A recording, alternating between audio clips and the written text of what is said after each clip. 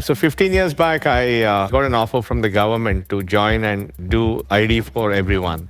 The problem statement was very simple, just one paragraph, one line saying unique ID to every Indian. Nobody said how to do it, just do it. Hallo und herzlich willkommen zu einer neuen Ausgabe von Handelsblatt Disrupt, dem Podcast über neue Ideen, Disruption und die Zukunft der digitalen Welt. Mein Name ist Sebastian Matthes und ich begrüße Sie wie immer ganz herzlich aus unserem Podcaststudio hier in Düsseldorf. Indien erlebt seit Jahren einen wirtschaftlichen Aufstieg. Ich bin selbst ziemlich oft dort gewesen, habe als Reporter über eben diesen Aufstieg geschrieben. Und das Land gilt als Boommarkt für Technologieinvestoren. Unternehmen expandieren rasant und die Modi-Regierung treibt eine digitale Revolution voran. Die Geschichte kennt man soweit. Doch zuletzt gerieten die indischen Börsen ins Wanken. Milliardenbewertungen einiger Startups sind verpufft, geopolitische Spannungen nehmen zu und der Handelskonflikt mit den USA hinterlässt auch dort tiefe Spuren. Mit unserem Südostasien-Korrespondenten Mathias spreche ich heute darüber, warum die indischen Märkte schwächeln, wie sich der Handelskonflikt mit den USA auswirkt und ob das Land tatsächlich zur nächsten Supermacht werden kann. Im zweiten Teil dieses Podcasts dann ein weiteres richtiges Highlight. Ich treffe einen Mann, der Indiens digitalen Wandel maßgeblich geprägt hat. Und zwar Nandan Nilekani. Vor über 40 Jahren hat er das Unternehmen Infosys mitgegründet und den Konzern zu einem der weltweit führenden Anbieter für IT-Beratung und digitale Transformation entwickelt. 2009 wechselte er dann in die Politik und führte Aadhaar ein, das größte biometrische Identifikationssystem der Welt. Das klingt kompliziert, aber es ermöglicht der indischen Bevölkerung, in Minuten Bankkonten zu eröffnen, Sozialleistungen zu beantragen und sich digital auszuweisen. Auch bargeldlose Zahlungen per Smartphone sind dank dieser Initiative längst Alltag, viel häufiger als zum Beispiel in Deutschland. Wer heute in Indien lebt, braucht überhaupt kein Bargeld mehr. Braucht Deutschland einen Digitalminister wie Nilekani, habe ich mich gefragt. Und was hält er eigentlich von Deutschlands Fortschritt in der Digitalisierung? Und vor allem, warum bezeichnen ihn Medien als den indischen Bill Gates? Über all diese Fragen habe ich mit ihm live bei einem Handelsblatt-Event am Rande der Münchner Sicherheitskonferenz gesprochen. Und dann habe ich ihn noch gefragt, ob er nicht nach Deutschland kommen könnte, um endlich dafür zu sorgen, dass das digitale Bezahlen hier auch im Alltag Standard wird. Was er darauf geantwortet hat? Nur so viel sei verraten, an Deutschland kann selbst jemand wie Nandan Nilekani verzweifeln.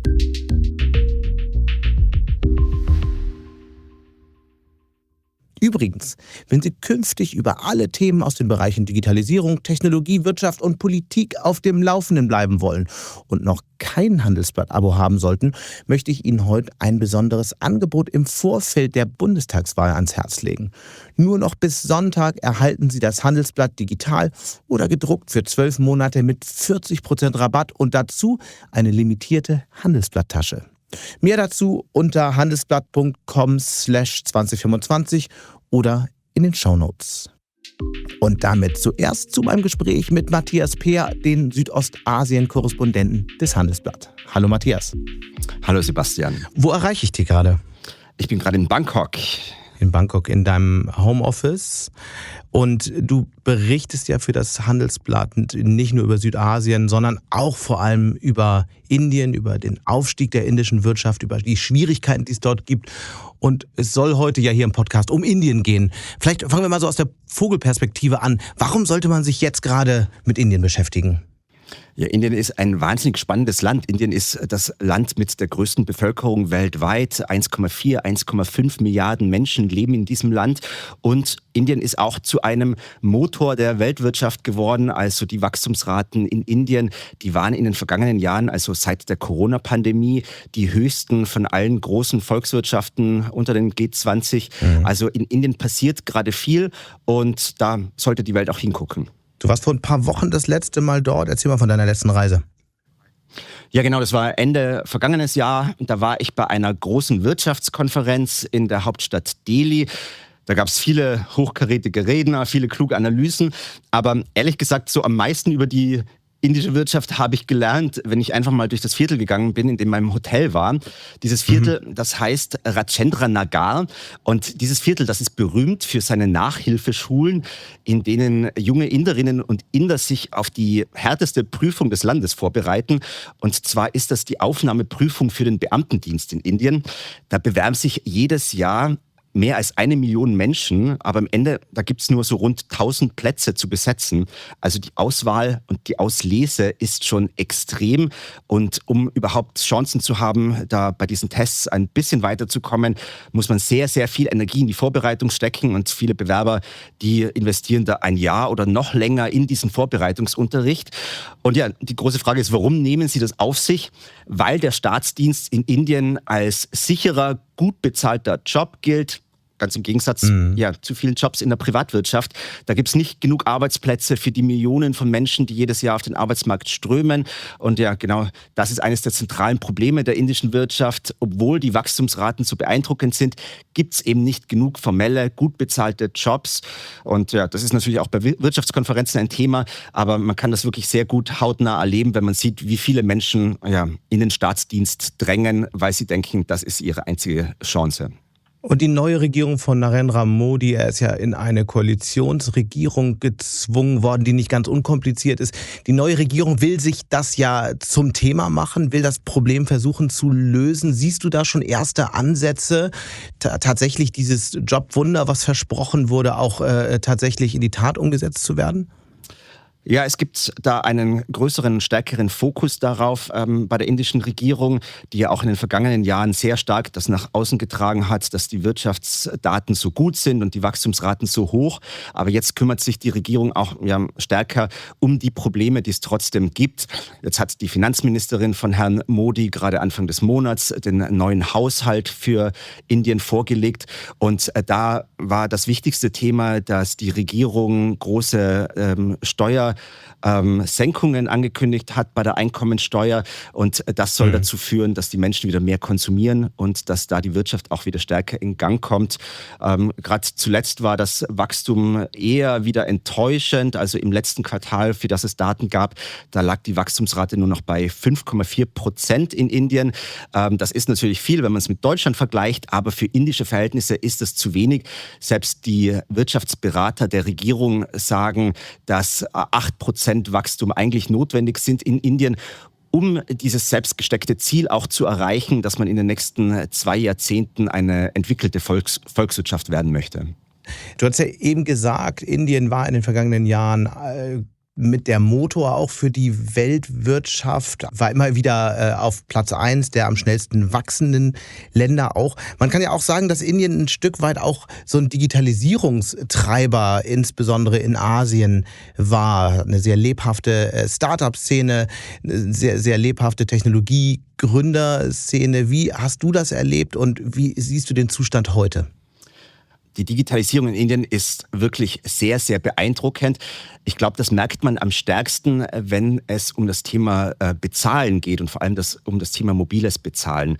Wenn man in Indien auch gerade bei einem Straßenhändler irgendwas einkaufen möchte, ist es kein Problem, das bargeldlos zu bezahlen. Man braucht da jetzt dafür keine Kreditkarte, sondern man hat einfach sein Smartphone dabei und mit diesem Smartphone scannt man dann einen QR-Code ein und darüber wird man dann in Echtzeit mit dem Konto des Verkäufers verknüpft und kann in Echtzeit Geld übertragen. Das ist ein System, das sich in Indien wahnsinnig schnell durchgesetzt hat in den vergangenen Jahren. Es sind auch 80% der Inder haben Smartphones und haben die Möglichkeit, so ein System zu nutzen. Und inzwischen gibt es, allein im Dezember gab es, glaube ich, 17 Milliarden Transaktionen über dieses System in Indien. Und gerade beim Thema mobiles Bezahlen ist Indien fast Weltmarktführer. Also selbst in entwickelten Volkswirtschaften gibt es solche Systeme nicht. Und das bringt natürlich extrem viele Vorteile mit sich, dass dieses bargeldlose Bezahlen so gut funktioniert. Also Steuern lassen sich besser erfassen, Banken haben mehr Kapital für Kredite auch zur Verfügung, weil eben das Geld auf den Konten liegt. Und ja, es gibt noch relativ viele Hürden auch. Also es gerade zum Beispiel Frauen benutzen dieses System seltener als Männer zum Beispiel und haben auch seltener noch Bankkonten. Aber trotzdem sieht man da, es geht in Indien absolut in die richtige Richtung. Man hat ja sehr gutes mobiles Internet. Das 5G-Netzwerk in Indien, das ist ja deutlich besser, als ich es manchmal in Deutschland erlebe. Und das ist natürlich die Grundlage für sehr viele Startups in Indien, die auf dieser Basis auch ihre Angebote machen. Und mit dem Erfinder dieses Systems sprechen wir ja heute hier im Podcast. Aber vielleicht schauen wir uns doch mal das Startup-Ökosystem im Detail an. Was müssen wir wissen über die indische Technologie-Gründerszene? Ja, auch die hat in den vergangenen Jahren einen unglaublichen Aufstieg hingelegt. Über 100 Milliarden Dollar sind in das Start-up-Ökosystem in Indien geflossen. Es gibt mehr als 100 Start-ups, die diesen sogenannten Unicorn-Status erreicht haben, also mehr als 1 Milliarde US-Dollar wert sind. Und ja, für viele Investoren aus dem Silicon Valley, da galt Indien auch in den vergangenen Jahren als einer der großen Wachstumsmärkte, die auch erschlossen werden können. Also im Gegensatz zum Internetmarkt in China ist Indien da sehr viel offener, auch für große Konzerne wie Facebook, wie Google etc. Aber dieser ganz große Hype um die indischen Startups, der ist jetzt auch wieder in den vergangenen Jahren ein bisschen abgeflaut. Also wenn wir das jetzt ansehen, was das Kapital angeht, das in diese Startups geflossen ist, da haben wir 2021, also während der Corona-Pandemie, wo diese ganze Digitalisierung ja nochmal an Bedeutung gewonnen hat, da sind 42 Milliarden Dollar in indische Startups geflossen. Im letzten Jahr waren es jetzt nur noch 12 Milliarden Dollar, also jetzt nicht mal mehr ein Drittel davon, was es mal zu Hochzeiten gegeben hat. Und das zeigt schon, Investoren sind vorsichtiger geworden und es gibt jetzt weniger Kapital für ganz riskante Wetten, aber natürlich immer noch Interesse an diesem Markt. Gibt es irgendwelche Startups, die da besonders herausstechen, die man vielleicht auch aus europäischer Perspektive unbedingt kennen sollte? Ja, sowohl zum Guten als auch zum Schlechten. Also zum Schlechten gab es ein Start-up, das war ist ein großes Bildungs-Start-up, das heißt Byju's, und das war mal das wertvollste Start-up in Indien. Gerade auch während der Corona-Pandemie haben sehr, sehr viele Inder das Angebot von diesem Unternehmen genutzt, um Online-Nachhilfeunterricht zu beziehen. Dieses Unternehmen, das war deswegen mal 22 Milliarden US-Dollar wert, also sehr, sehr viel Geld. Gerade auch, weil dieses Unternehmen von Indien aus sehr schnell in andere Märkte expandiert ist, in 22 Ländern, glaube ich, war es vertreten.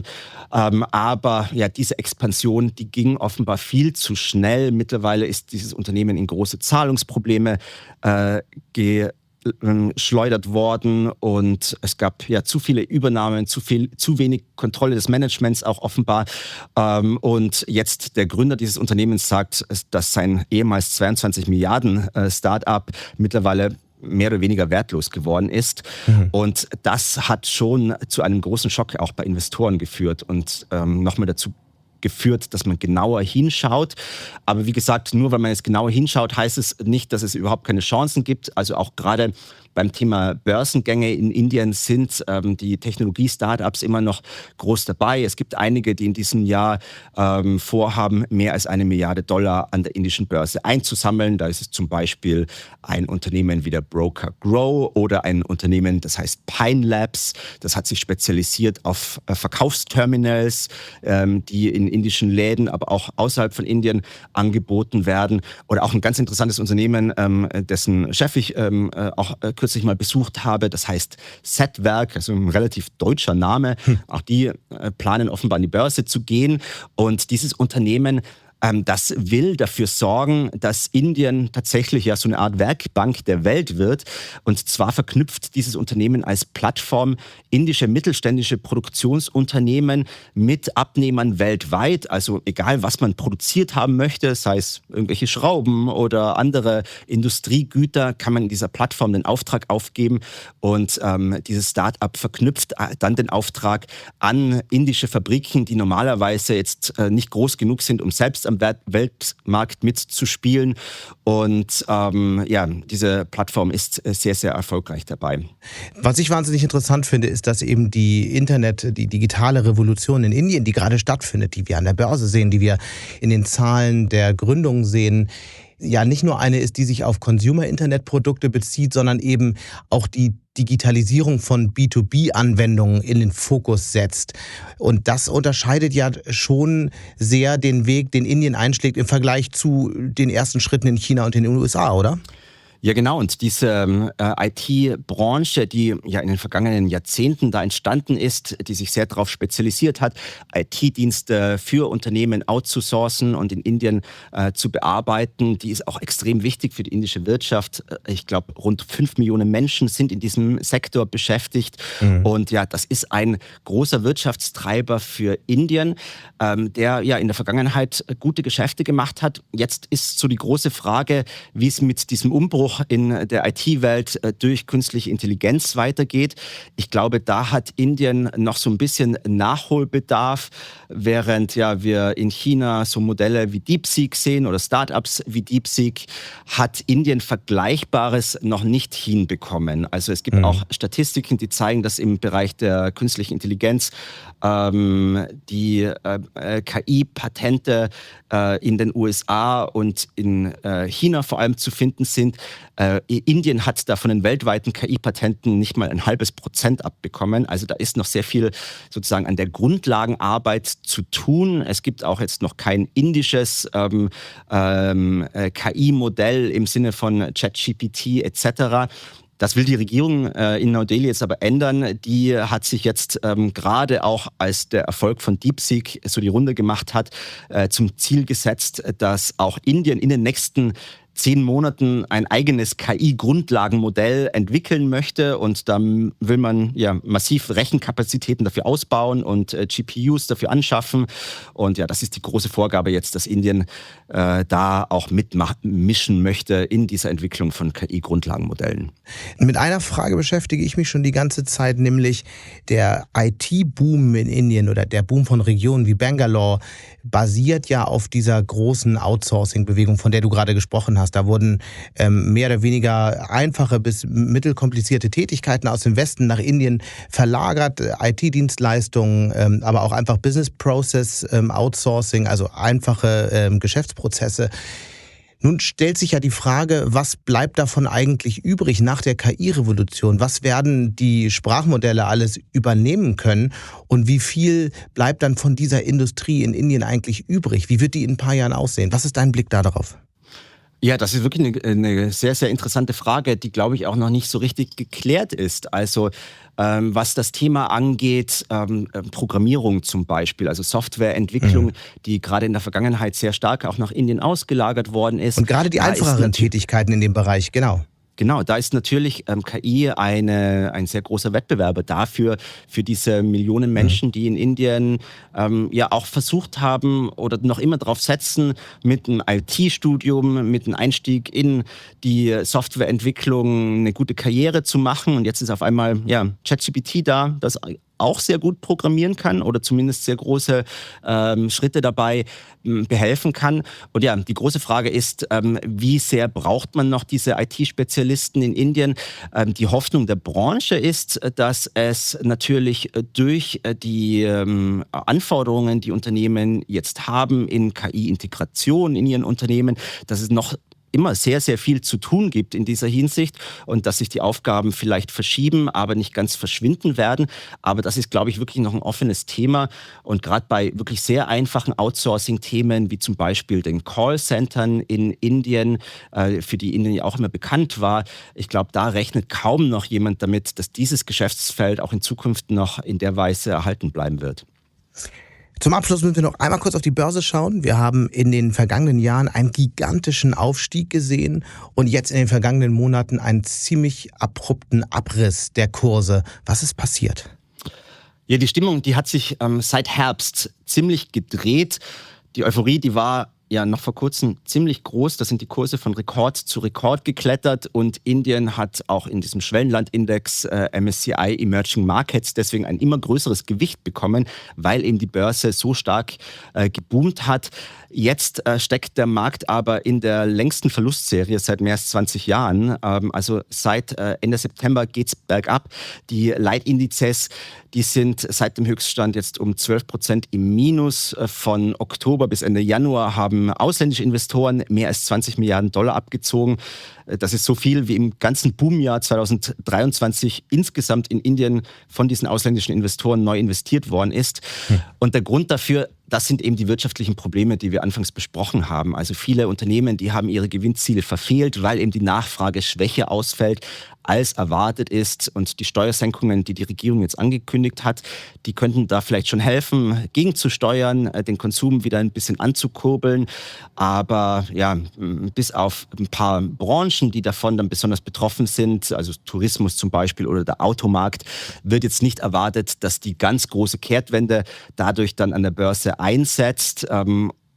Ich glaube, viele Investoren, die glauben auch, wenn man tatsächlich ja jetzt wieder an diesen alten Boomkurs an der Börse zurückkommen möchte, dann müssen sich auch die Wachstumsperspektiven in Indien wieder deutlich verbessern und da fehlt gerade ein wenig der Optimismus. Wir sprechen jetzt gleich mit einem Mitgründer von Infosys, vielleicht mal aus seiner Perspektive. Warum ist Infosys so ein interessantes Unternehmen? Ja, es ist ein Unternehmen, das eben den Aufstieg von Indien als Technologienation wirklich mitgeprägt hat und das über Jahrzehnte.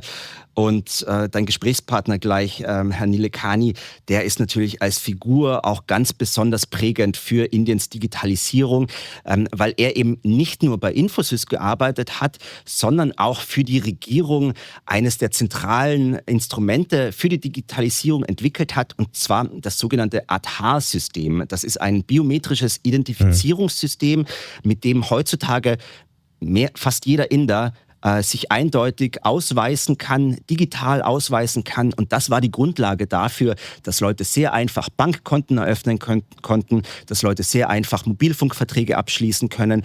Und diese digitalen Bezahlmöglichkeiten, auch die basieren auf diesem System. Auch Sozialleistungen werden mithilfe dieser biometrischen Identifizierung ausgezahlt. Also das ist die absolute Grundlage für Indiens Aufstieg in der Digitalisierung. Und er ist da die absolute Schlüsselfigur.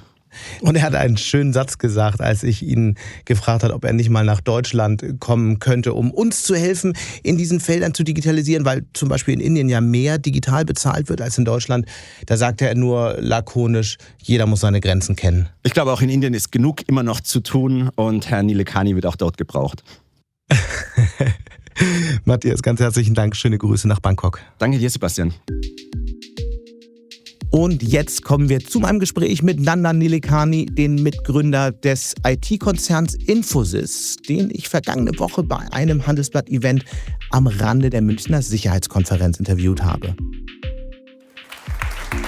Thank you very much.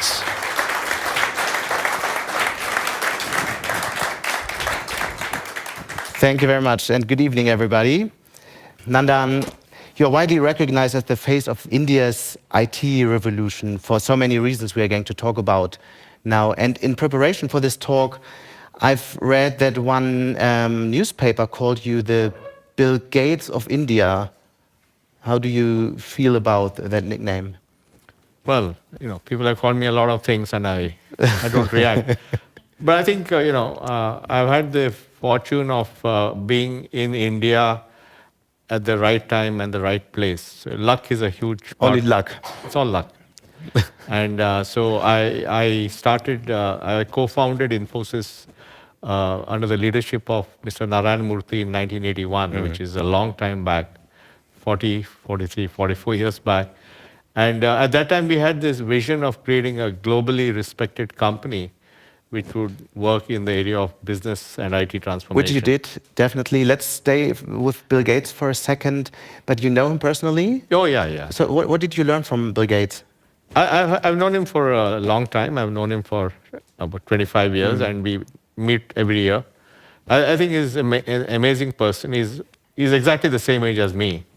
we're both born in the same year, so we get along. And he's very, very bright, very focused, very hardworking. And he's one of those guys who really cares about making the world better. So Microsoft famously started in a garage. Let's think back, 1981. Did you start your company in a garage? How did that look like? It was not a garage, but it was a small apartment, Right. which belonged to Mr. Murthy. Yeah, so it's like our garage. What was the moment you thought, okay, we do have this idea and let's make something out of it, and maybe that's a business model? Well, I think if you look back at India, 1981, it was a very different India. It was very difficult to do business at that time. India was very socialistic. Private enterprise was not encouraged. Business was either large business families, Tata, Birla, those kind of things, or they were large multinationals, IBM, Coca-Cola, or they were large government-owned companies. The notion of first-generation entrepreneurship was not there. So in some sense, 43 years back or 44 years back, Infosys was the original startup, which started the whole thing. And I think for the first decade, it was actually quite difficult to do what we had to do. The big change was 1991 when India reformed and became. But what did your parents say when you told them, okay, I will start my own company? They were aghast. They said, don't do anything stupid like that. What ideas did they have for you?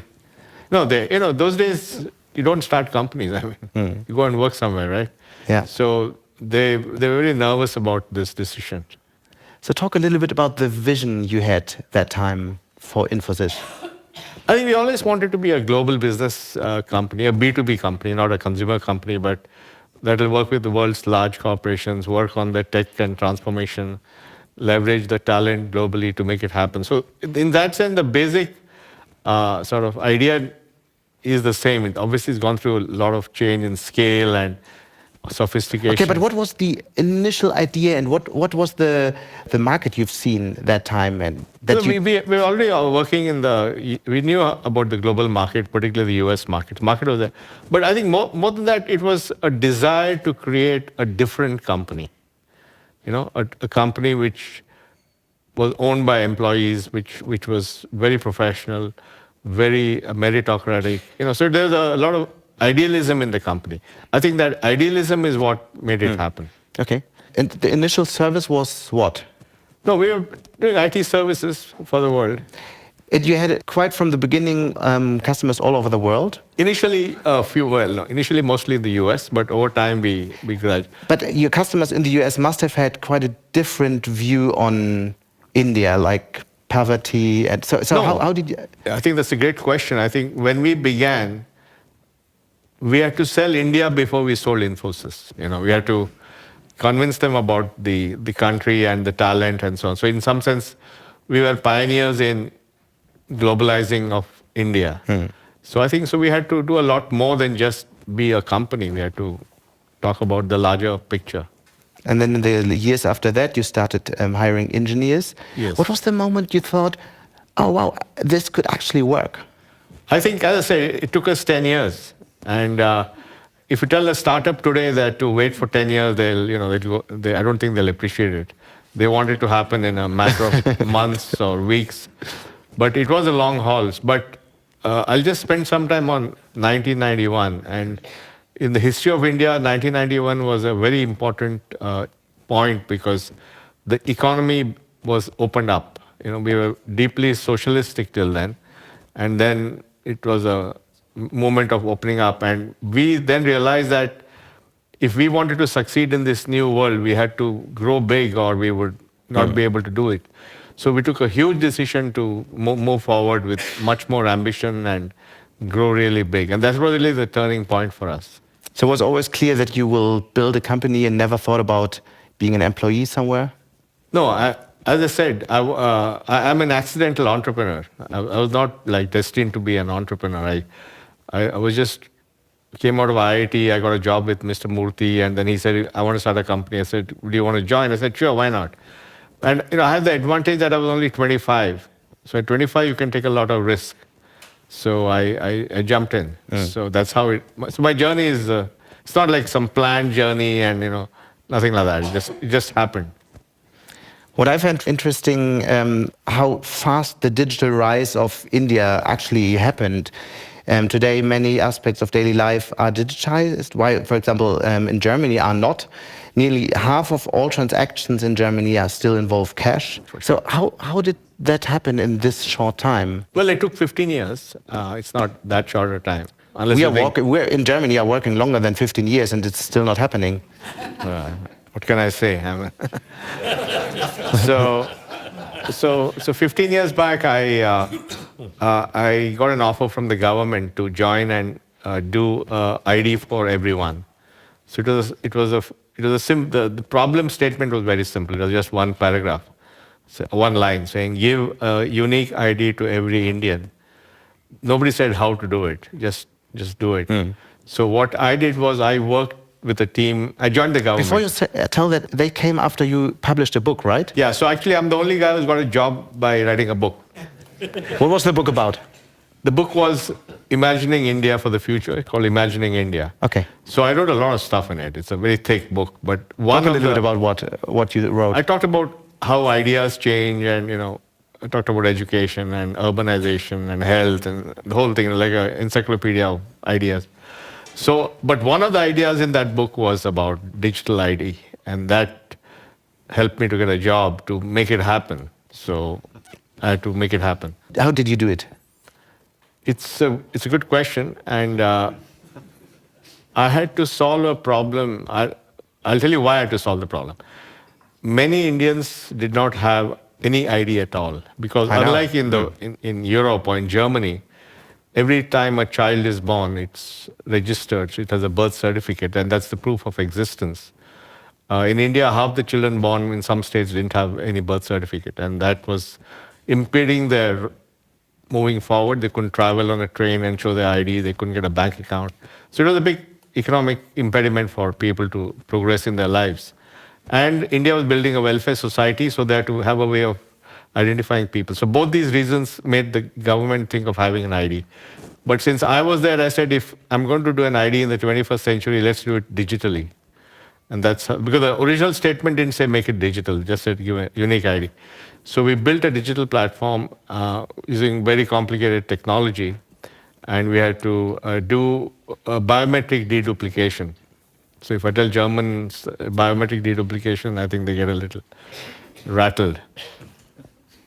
So we built a system where we said if we have the photograph, the iris of both the eyes and 10 fingerprints, that's uniquely identifying a person. The risk was if you don't have a document, somebody can enroll in the system 100 times from 100 locations, and then the whole integrity of the system is gone, right? So we had to make sure that you got only one number. And that's how we use biometric deduplication. So to give you a size of the scale of what we did, we built a system to enroll 1.5 million people a day at 35,000 enrollment stations around the country from every nook and corner. And if I had 500 million people in the database and 1 million people enrolled, I had to do 500 trillion matches to make sure this person was not enrolled before. It was a very complex thing, technologically. Definitely a complex project. But the politics was more difficult. In what way? The politics was more difficult than the technology. How do you get these things done in a complex society? Try that in Germany. I have no intention of trying it in Germany. I know my limits. How did this system change the Indian everyday life and economy? First of all, they got an ID, which itself allowed them to open up, travel, go from the village to the city, get a job, and so on. So it opened up economic opportunities. But then with the ID, we could do what's called as KYC, or Know Your Customer, and we could do it electronically in real time. So now we could open a bank account with the ID in 2 minutes. So the government and the Prime Minister Modi went on. That's not possible in Germany. No? Really? It takes at least a day because you have to go to some post office and make a signature. Oh, okay. In our situation, they can come home or you can do it on your phone on your own. I mean, it's quite easy. Yeah, you have to make a video call, and this takes time. Yeah. Yeah. So the government went on this financial inclusion, and they opened 700 million new bank accounts using this ID. And then we have this entrepreneur called Mukesh Ambani, who runs the Reliance Group. So he launched a modern 4G network, and he wanted to get to 100 million customers in 6 months. These are big numbers, right? So he had to do 1 million a day. And the only way he could do it was using Aadhaar KYC to give mobile connections. So between the government pushing the banking and Mukesh pushing the mobile, suddenly the population everybody had an ID, everybody had a bank account, everybody had a phone, and this ran throughout the country. So you had a single market. So the whole India was a single market for identity, for payments, for bank accounts, for mobile connections. And all this made a big difference because it reduced friction, it improved productivity, and allowed people to be mobile and so on.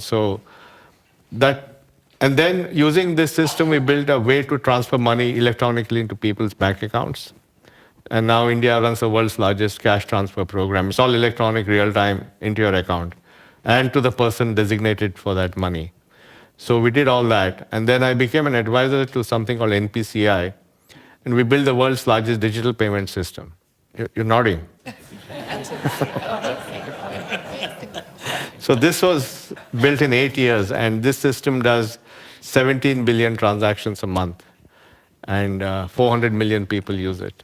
And about 50 million merchants take payments with it.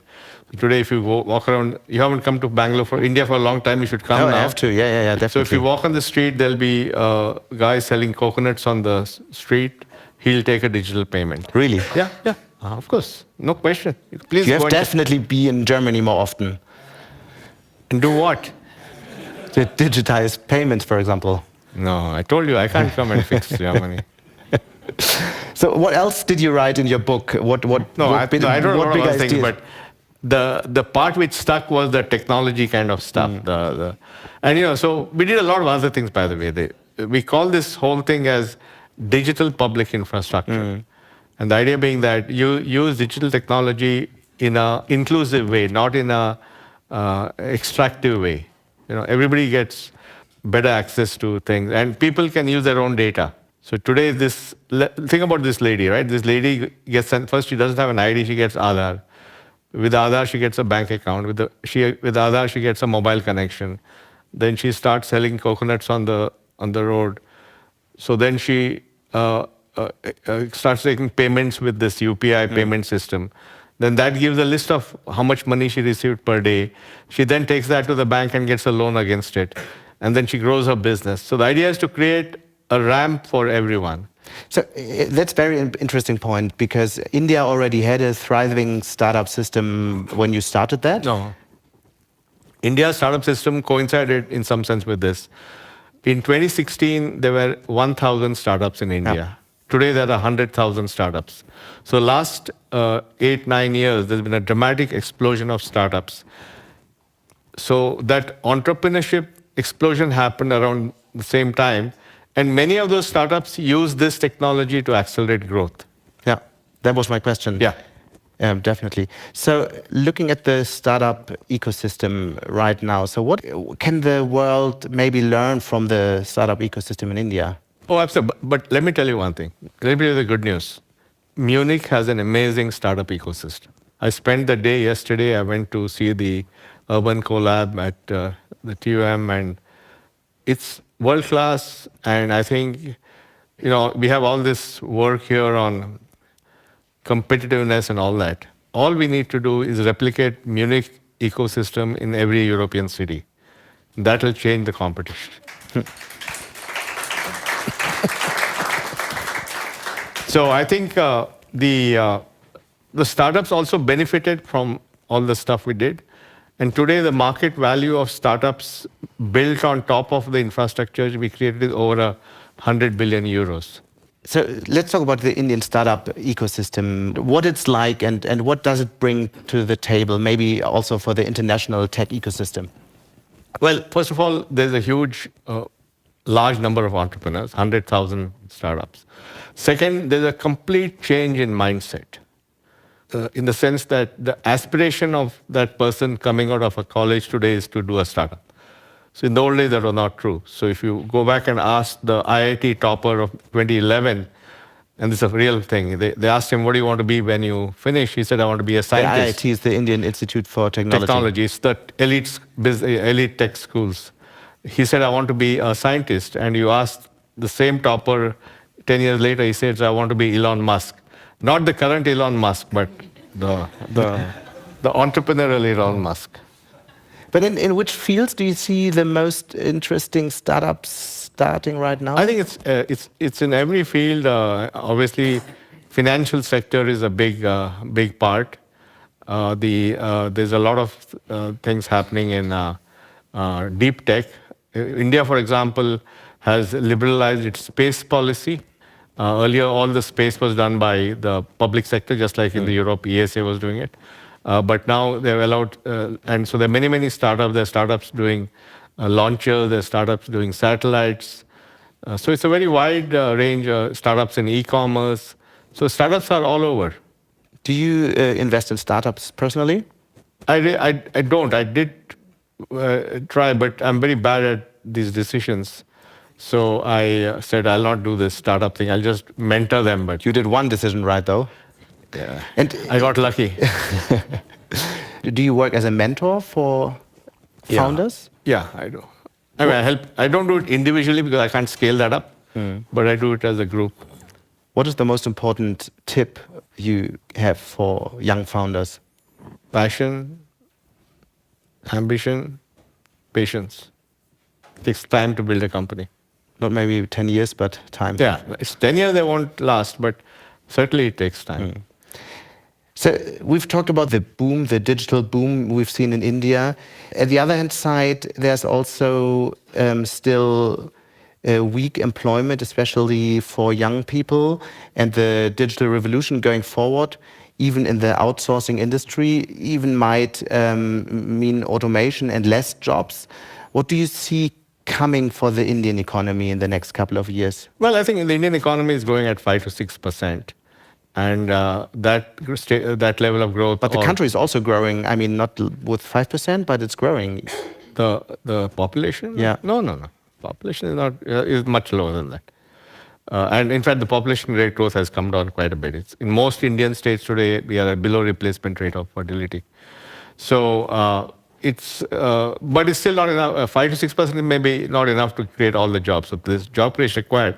Which is why both getting small and medium businesses, the traditional ones, to become more efficient and hire people, and to have a large startup ecosystem is vital, because they will then hopefully create the jobs for all these people. But the other challenge we have is India's a large number of people are still on the farms, which is very low productivity. So it's taking people off the farms, skilling them and creating jobs in industry and paying better. That's required too. But there's still this discussion in India about jobless growth, and no, I think it's much less. I mean, I think. But let's look into the digital industry, where we've seen tremendous growth in the last couple of years. But how much employment growth will there be when you have this automation revolution in the next couple of years? So I think you're asking a very important question. How will AI change the whole economy? I think your question is with robotics and AI. Exactly. What will it do to jobs? And I think that's a very valid point. And we anticipate, for example, in software development, or those areas, you have a lot of products, Copilot and this and that, which allow you to automate. But our belief is that, yes, you must use the automation and you have to make things efficient for your clients. But the world is also going to be on this 10 or 20-year journey of transforming itself with AI. So every company, every government, every institution has to transform. So the transformational needs of the world today actually will create a lot of opportunity also. Because we are at the early days of this transformation using AI. So that I think will make up for the fact that you can do a lot more with less people, but there'll be a lot more things to do. So you need more people, if that makes sense. So more jobs in short term, less jobs in long term? No, because this is going to it won't happen in a day, right? So it's going to be a process. So I think you can manage this process in a way that, but it's a lot of it is also reskilling, because you make these people do the new kind of things. So when we talk about AI, at least in Europe, we talk a lot about the United States. Since a couple of weeks, we talk also a lot about China. Tell us where in the AI landscape India is right now. Yeah. So first of all, I believe that, I have always believed for the last several years that the LLMs will be commodities, and that is happening. Because the technology of building LLMs is going to proliferate very fast. You had all those LLMs, now your DeepSeek, you have everything happen. So I think everybody will learn how to build models. It's going to become a commodity. And the main thing in AI is data. And the data is in the business. So more than worrying about data from some internet and all that, your own corporate data, if it's harnessed effectively, that's the real power of AI. Because you have massive amounts of data inside your firms, which has not yet been harnessed. And therefore, using the data you companies have, as long as you organize it well and make it AI ready, itself you can build your own models. And they don't have to be 400 billion parameter models. You can build 2 billion, 7 billion, 20 billion parameter models. So I think that's the way it's going to go. And the other thing is that there are no moats in AI, because if you build a great model, somebody can take your model and distill it and build an even better model. So there are no moats. And that's what is happening today. People are taking big models, distilling, and creating better models. That's what the Chinese did. Well, I think we also have to give them credit for having done a lot of extremely good innovation, especially on the engineering side, because they had to be frugal, they had to use old chips. So they did a great job of that. And to their credit, they published everything. So the papers they published has every detail. So now the whole world knows what to do. I will ask you about open source in a second, but let's come back to my original question. That is, so where's India on this AI landscape? So India right is building a lot of users of AI. One is language. Language is a huge AI requirement, because India is like Europe. It has many languages. We have 22 languages, official languages in Europe, in India, and a few hundred languages. So if you can just figure out a way for people to talk in their own language to the computer, then you'll unleash productivity. So that's one big use.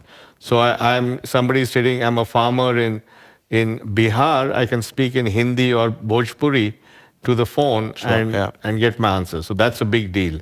So language AI is a big area.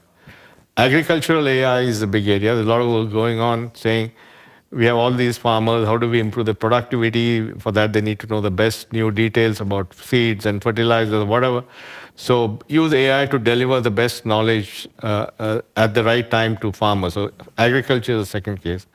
A third is education, because we still haven't cracked the problem of high quality primary education. So lots of kids can't read or write. So you can use AI for that. So there are many of these things. But these are all real, on-the-ground things which will happen at population scale. Should LLMs be open source? They will, should or not, I don't know, but they will be open sourced. Over time, companies would rather use an open source LLM because they have full control over it. So I think it's going to be a trend which will take off. And you have Llama has open source, DeepSeek has open sourced. Will Infosys have less employees after the AI revolution? No, as I said, the work we do today will require less people, but we'll do a lot more work. So how will AI change your company? It will make a lot of things not required to be done. It can deliver business value faster for our customers because you can build it faster. And it will give us to help our customers to transform themselves to become very different companies with very high level of customer engagement and productivity. I mean, many companies from all over the world say they could do that. What do you do differently? Well, first of all, we do it. We are doing it to ourselves.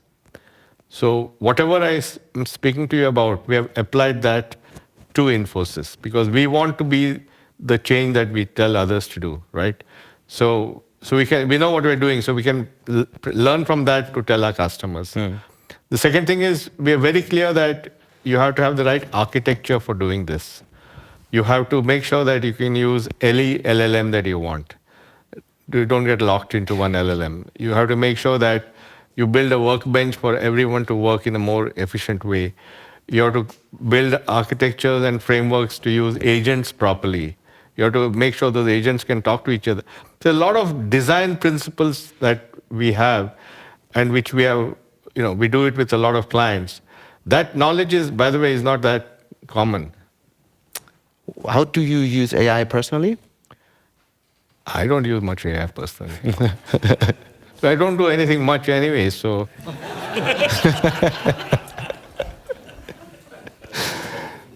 So in Munich, at the Munich Security Conference, obviously a big topic is the relationship between the big blocs, between China and the United States, and also the so-called splinternet, the tech world that is kind of getting more and more separated. India and China took quite different paths in tech. China built its own tech giants while India focused on IT services. Do you think India should have done more to create global consumer tech brands? Well, see, that was a choice.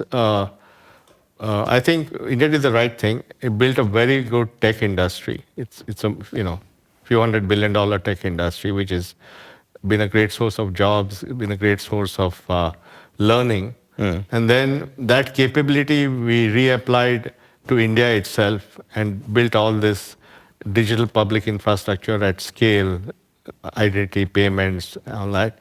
That has had a huge impact on productivity. So that's and by the way, that is also being taken global. So today, 20 countries are using some type of the digital public infrastructure that built there. So it's a different kind of thing that you take out. It's not about companies, but it's about ways of doing. And it's all open source. So any country can use that. So I think all that has been a good thing. Coming back to the splinternet discussion, there's this idea of Western internet and the Chinese internet.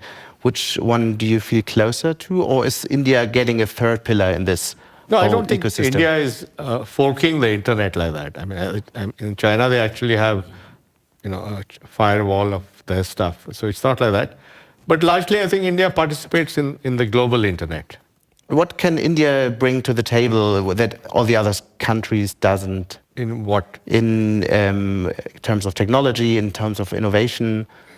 No, I think there's a lot of this requires innovation too. It's not, building a payment system that does 17 billion payments a month is serious innovation. So these are all very innovative things that have been done. Not all innovation is only for consumers, or not all innovation is only in some areas. If you can do things that can make societies better, more productive, more inclusive, where more people have a chance to improve their lives, that's innovation. And the most interesting innovations, are they happening in the consumer internet in India right now or in this B2B space? I think B2B and B2 citizen. I mean, government to citizen. Okay. Some innovation in particular you would like to share? Yeah, so I think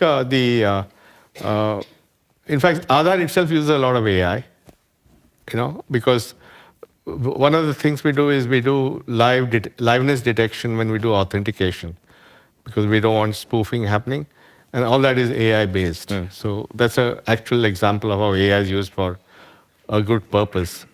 And the language stuff is all AI. Today, NPCI does payments. I can speak to the phone and make a payment. So that's an example of using language AI on a payment transaction in your own language. So they've done something. And all the startups are using AI in a big way. We have, as I said, there's a huge culture of startups all using AI. Large companies are using AI. I mean, the largest non-bank financial company in India is called Bajaj Finance. They're a huge user of AI internally for all kinds of users. So it's quite ubiquitous. Thinking back to the long career as an entrepreneur, was there any situation where you thought, okay, that was really a big mistake and I learned a lot from that? Not really. I mean, there are obviously many points of setbacks and many times when it looked dismal and all that. But I don't think there are any fundamental introspection of what we're doing and whether it's not the right thing to do. I think that confidence and commitment was there throughout. It's remarkable when you look into the international tech ecosystem, how many Indian origin executives now lead some of the world's biggest tech company. I mean, it's Google, Microsoft, IBM, Adobe, and quite a few more in the past. Is that just a coincidence, or does it reflect something deeper about Indians' education system? Or well, first of all, these are the best and the brightest. So there are lots of others, but they have come to the top. But also, I think. They've all studied or lots of them have studied in the Indian Institute of Technology, like you did. Yeah, or other good universities. I think it's probably because they're comfortable with chaos. You live in India. Have you tried living in India? I did live in India quite some time, yeah. So it can be chaotic. I mean, if you're driving a vehicle, every interaction with the car from the other side is a battle of will. Yeah. Who will blink first? Do you drive yourself? No, I don't drive. I stopped. So imagine if you're driving and every act of meeting a vehicle is a battle of will. You can imagine how prepared you are for the world. After that, running a company is not a big deal. I'm joking, but the point is that I think today's world is chaotic, and you're dealing with so many variables, and I think the Indian guys have that equanimity to deal with it, which is one of the reasons they're successful. That's a good story. That's a good answer. I thank you so much for now, for this conversation, and I think we will open up for questions right now. We don't have a microphone for you, but it's a very small room, so I think it should work like that. So. Who would like to start with the first question? Okay. I have a question, Carsten Bittner from ABN AMRO. The question that I have is, you explained how you were actually asked to set up an ID system for India. That sounded like a very constructive approach without any guardrails or something like that. So which role does regulation play in India? Well, In this case, the regulation came after the project. Because we did start the process of passing a data privacy. Did you do the regulation then? Huh? Did you do the regulation then? No. I'll tell you what I did. We had, first of all, there was a lot of restraint in our design. Making sure it's privacy protected, making sure it was secure. So in some sense, we had self-restraint on the design, minimalism, and so on. And I also started the process by writing to the Prime Minister saying we need a data privacy law. But finally, that law itself took much more time than the project. But the project experience informed the law. So it helped to ratify what the law should be. So in some sense, the law and the project were done coterminous. And I think that's an important lesson for that, because I think premature regulation is actually counterproductive, because then without understanding how it's going to be used, what are you going to regulate? So I think the right model is start with a set of basic guardrails which make sure that no harms are done. Build and use and make things work, and then learn from that, and then maybe iterate that back into a new set of guardrails. I don't know. Sometimes makes a lot of sense. Yes, please. Sabine Erlinger from Siemens. Many things in India, as you said, are, in our perspective, moving at light speed when it comes to digitalization. One of the foundations for digitalization is energy and the electricity grid. This part in India is not yet moving at light speed when it comes to digitalization. What would it take, in your perspective, to push for a more digital, stable grid and better energy supply for everybody in India? Well, I think there are multiple parts to this. I mean, I think in terms of generation, there is a lot of generation, but a lot of it is based on fossil fuels, and over time, that has to be replaced. There is also a lot of generation happening now with wind and solar, predominantly with solar, and there's some very ambitious goals on solar generation. But it's also an economy which is growing, and people are getting richer and they need more energy. So you're trying to solve a moving target, and that makes it difficult. India has a good national transmission capability. So you have a national grid and you can send energy across the whole country. On distribution, part of the challenge is that much of India's distribution is in the public sector. It's owned by the state governments, and state governments also find it politically attractive to give free electricity, and therefore many of them are not financially strong. But there are now, in most of the major cities, there are now private utilities in Bombay, in Delhi, in Calcutta, in Ahmedabad. So they are actually performing well. So one possibility is that over time that the distribution becomes more in the private sector. So I think it's a mixed bag in that sense. But a lot of stuff happening today, I think, looking better. Very impressive is also the operation of your Ralf Schneider from Allianz.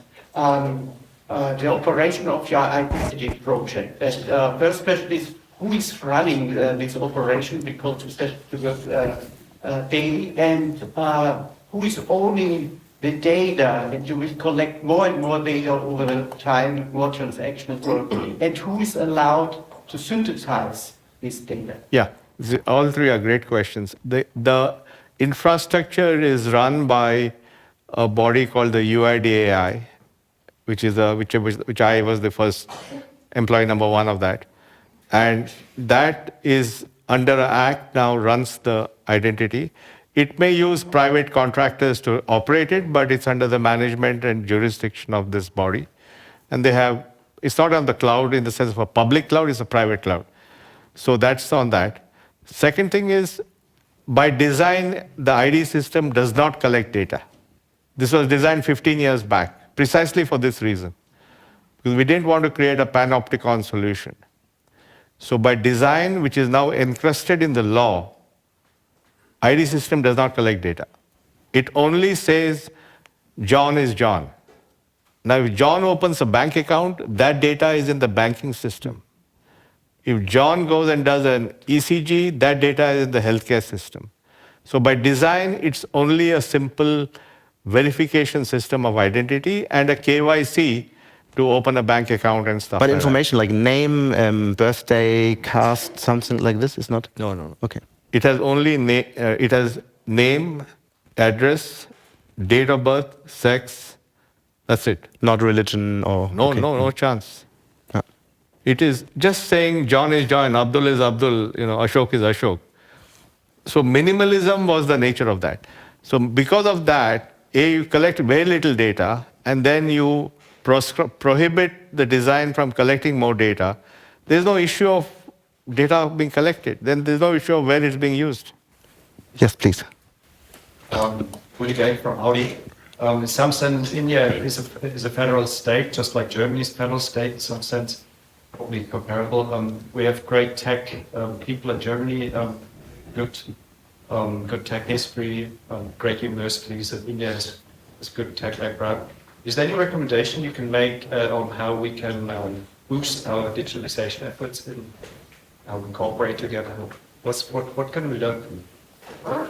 Well, it's a compliment to say you can learn from us, but I'll... Well, you're obviously ahead of us.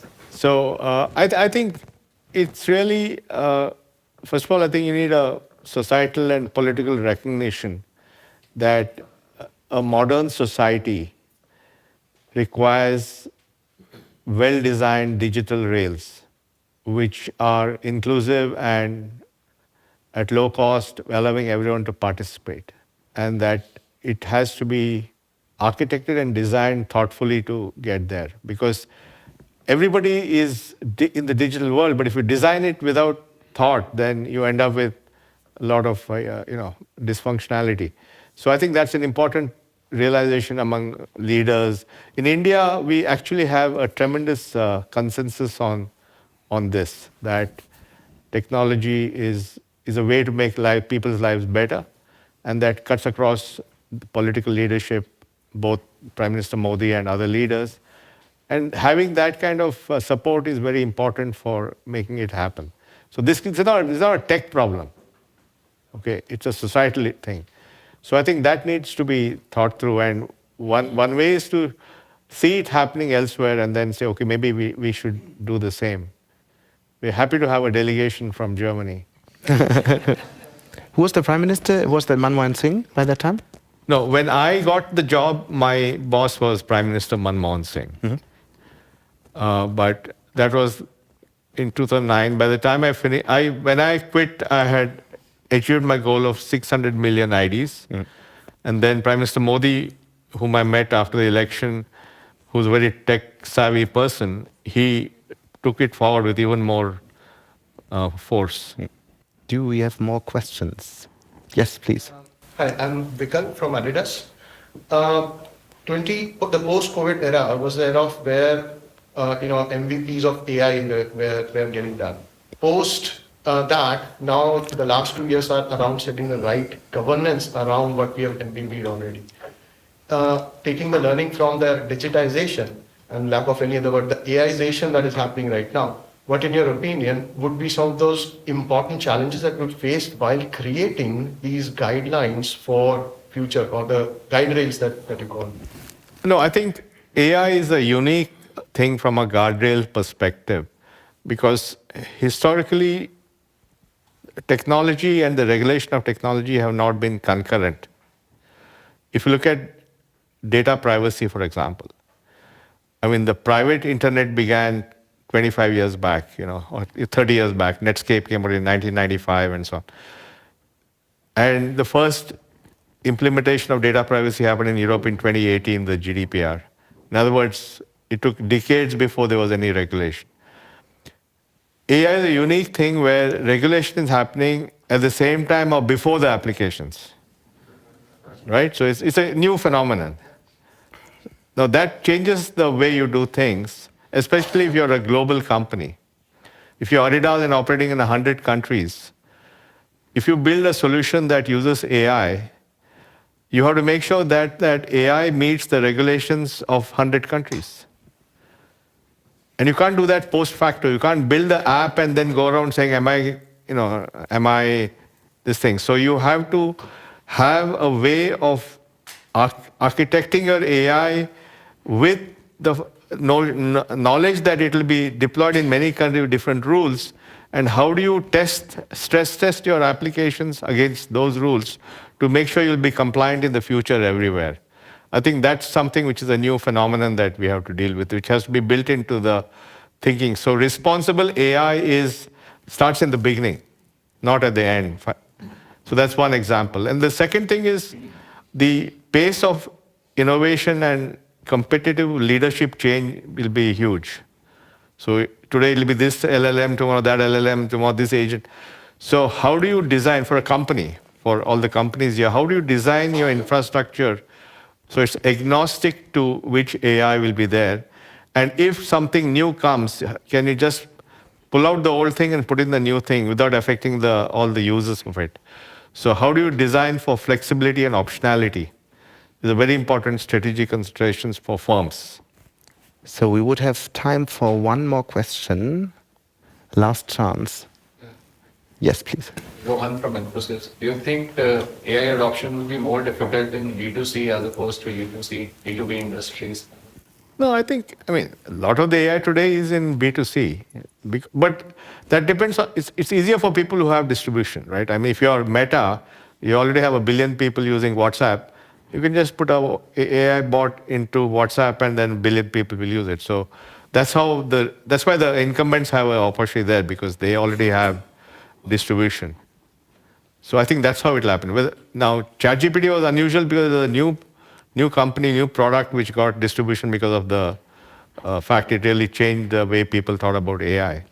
But it's not that easy to replicate that more and more, because so it's more likely that the incumbents will also lead on the consumer AI. There's just one final thing we need to hear from you. So we heard from so many great ideas, this company you built, the digitization of a whole country. Is there another project, another big dream, something you would like to achieve in the next couple of years? Anything from your book, maybe a big project you would like to? Well, you need a call from the Prime Minister for? No. Actually, it's a great question. Actually, 2 big things I'm working on. So one is called the Finternet. And the basic idea is, how do you create a global architecture to tokenized assets? You know, what we learned from the crypto guys is that using the new technology of public chains and cryptography and immutability, they're actually ways of doing things better, but they chose to use that to make currency, right? And then all the issues of that.